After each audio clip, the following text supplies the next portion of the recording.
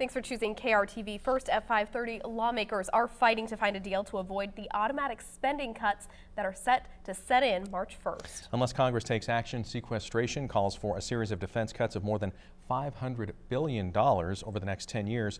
Local military advocates say it could go either way. The chair of the Montana Defense Alliance, David Wiseman, says if sequestration occurs, Malmstrom Air Force Base could see a 16% reduction in their budget. While no final details have been reached, Wiseman says each branch of the military is actively preparing for what-ifs. And bases, including Malmstrom, are searching for ways to meet the reductions while still maintaining national security. So they're looking at where they can take out that are not mission essential, so that supplies or maybe TDYs that they have, ones they can at least affect without directly affecting the rest of the mission. And while he hopes it's not the solution, Wiseman believes sequestration is the only way to get these cuts accomplished.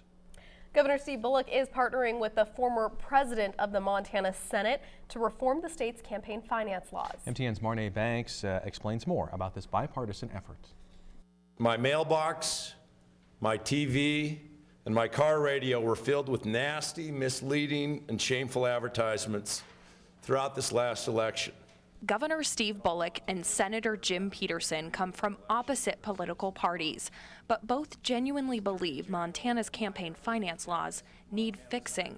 Montanans are tired of dirty politics, nasty mudslinging, and personal attacks. They are teaming up to bring the transparency, reporting, and accountability in campaigns and elections, or TRACE Act. It's one thing to lie and distort the records of the positions of those seeking office. It takes it to a whole different level when those trying to corrupt our elections aren't even courageous enough to stand behind their statements by disclosing who's writing the check. The bill requires all ads to state who paid for it, prohibits corporations and unions from donating to candidates, increases contribution limits, and increases fines for campaign violations. But perhaps the biggest focus is on dark money. Those are political groups which by law do not have to disclose their donors. Under the TRACE Act, these groups would be forced to disclose the names of their officers. Our form of government works best when it operates in the full light of day. Democrats in the Senate have expressed support of the bill. Senate Minority Leader John Sesso says, quote, "It's time to take action on the insidious flood of dark money into Montana campaigns." However, it's unclear if the other Republicans will be on board.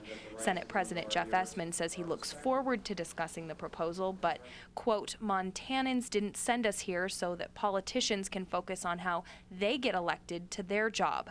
They sent us here to focus on solutions that will make it easier for Montanans to find a job."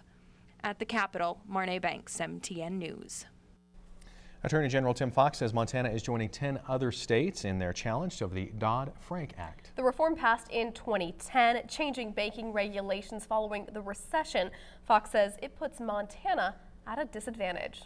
There were some problems in the financial world, particularly in Wall Street, and unfortunately I think big government and big companies have kind of married in an unholy union here in a way that saves the big companies, the big banks, but leaves the small community banks out of the picture. Fox says despite not causing the crisis, Montana and its banks are paying the price. Local banking institutions are fighting to keep up with the changing regulations due to limited manpower. The president and CEO of Montana Federal Credit Union says keeping up with compliance laws imposed by the Dodd-Frank Act makes the job more difficult for smaller banks. It just keeps stacking on top of each other.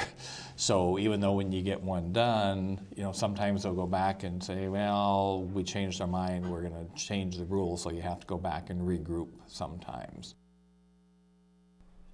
Montana and 7 other states filed a motion in federal court to be added to the original complaints. Those were filed by Michigan, South Carolina, and Oklahoma, challenging the Dodd-Frank Act.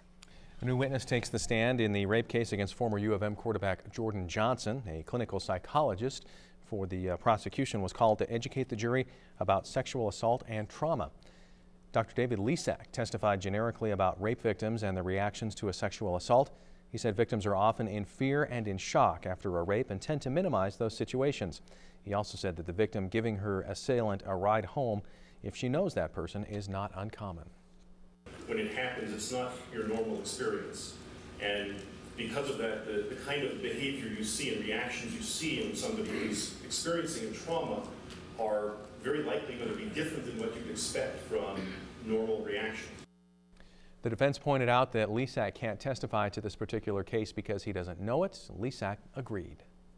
The Virginia man who allegedly threw explosives at local authorities while leading them on a pursuit is back in court. Lawrence Allen Stewart's trial date has been pushed back. The state was granted a continuance for the trial after proving they need more time to find an expert for the case. Stewart faces 3 counts of attempted deliberate homicide in Montana. He has outstanding warrants for up to 13 charges in Virginia, including attempted capital murder on law enforcement. The new trial date is set for April 29th. Well, our team of forecasters watches the sky for the first sight of falling snow, rain, or even hail. NASA, well, they watch for bigger items that might fall from the sky. KRTV's Matt Jones tells us about a threat being monitored beyond our atmosphere. 65 million years ago, an asteroid over 6 miles in diameter struck Earth with enough force to wipe out 50% of the Earth's species. Now, NASA scientists are keeping a close watch on the skies as a new threat passes close to Earth. The small asteroid that scientists have named DA-14 will make its closest approach to Earth tomorrow afternoon.